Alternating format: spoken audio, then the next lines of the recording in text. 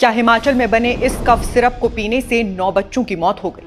क्योंकि आरोप तो यही कहानी कह रही हैं। और ये हमारे हिमाचल के लिए कितने शर्म की बात है कि जिस फार्मा इंडस्ट्री पर हमें गर्व होना चाहिए था, वो पूरे देश भर में हिमाचल की नाक कटा रही है। इसलिए इस मामले का पूरा पोस्टमार्टम खबरों का पंचनामा के इसी एपिसोड में होगा। तो आप आए दिन अखबारों में, ऑनलाइन वेबसाइट्स पर और टीवी चैनलों पर भी इस तरह के समाचार जरूर देखते होंगे कि ड्रग अलर्ट, हिमाचल में बनी हुई दवाओं का सैंपल फेल, हिमाचल में बनी दवाएं सब स्टैंडर्ड निकली, लोगों की सेहत से खिलवाड़ किया जा रहा है, ब्ला ब्ला ब्ला। मगर क्या आपने कभी यह ध्यान दिया है कि इनमें से ज्यादातर दवाओं का सैंपल फेल होना हिमाचल में नहीं बल्कि हिमाचल के बाहर दूसरे स्टेट्स में पकड़ा जाता है, जैसा कि इस ताजा मामले में हुआ।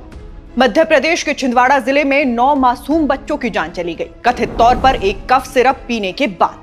बच्चों को पहले बुखार और जुकाम हुआ, फिर किडनी फेल होने लगी और इलाज के बावजूद सबकी मौत हो गई।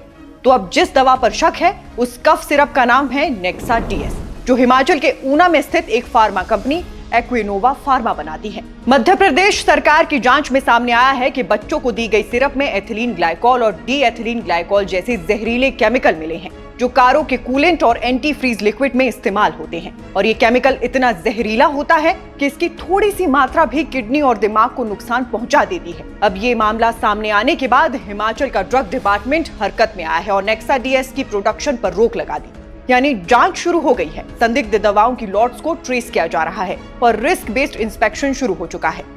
मगर यहाँ सवाल सिर्फ एक कंपनी का नहीं बल्कि उस भरोसे का है जो लोग मेड इन हिमाचल दवाओं पर करते हैं। और अगर वो भरोसा टूट गया तो उसकी कीमत सिर्फ इमेज से नहीं, इंसानों की जान से चुकानी पड़ेगी।